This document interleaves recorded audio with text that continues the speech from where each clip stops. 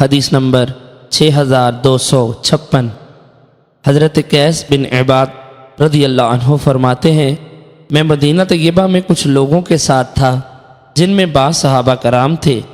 اتنے میں ایک شخص آیا جس کے چہرے پر خوف خداوندی کا اثر تھا۔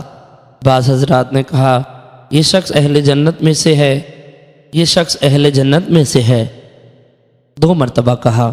اس شخص نے 2 مختصر رکعات پڑھی، پھر وہ چلا گیا۔ میں بھی اس کے پیچھے چلا، حتیٰ کہ وہ اپنے گھر میں داخل ہوا، میں بھی داخل ہو گیا اور ہم نے باہم گفتگو کی۔ جب وہ کچھ مانوس ہو گیا تو میں نے کہا، اس سے پہلے جب آپ مسجد میں آئے تھے تو ایک شخص نے آپ سے متعلق یوں کہا تھا۔ انہوں نے کہا، سبحان اللہ، کسی شخص کو لائق نہیں کہ وہ بغیر علم کے کوئی بات کرے۔ میں تمہیں اس کی وجہ بتاتا ہوں۔ میں نے رسول اکرم صلی اللہ علیہ وسلم کی حیات طیبہ میں خواب دیکھا اور آپ کے سامنے بیان کر دیا۔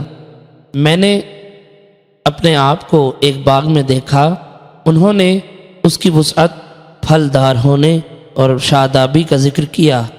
فرماتے ہیں، باغ کے درمیان میں لوہے کا ایک ستون تھا، اس کا نچلا حصہ زمین میں اور اوپر والا حصہ آسمان میں تھا۔ اس کی اوپر والی جانب ایک حلقہ تھا۔ مجھے کہا گیا، اس کے اوپر چڑھو۔ میں نے کہا، مجھے اس کی طاقت نہیں۔ پھر ایک مصنف آیا، ابن عون کہتے ہیں، مصنف خادم کو کہا جاتا ہے۔ اس نے میرے پیچھے سے کپڑے اٹھائے اور اس نے اپنے ہاتھ کے ساتھ مجھے پیچھے سے اٹھایا۔ پھر میں اس پر چڑھا حتیٰ کہ ستون کے اوپر کی جانب پہنچ گیا۔ پھر میں نے اس حلقے کو پکڑ لیا۔ مجھے کہا گیا کہ اس کو پکڑے رہو۔ پھر میں بیدار ہوا، درا حالانکہ وہ حلقہ اس وقت بھی میرے ہاتھ میں تھا۔ میں نے نبی اکرم صلی اللہ علیہ وسلم کے سامنے وہ خواب بیان کیا۔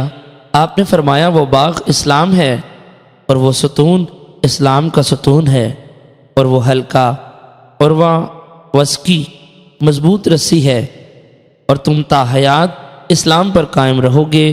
وہ شخص حضرت عبداللہ بن سلام رضی اللہ عنہ تھے۔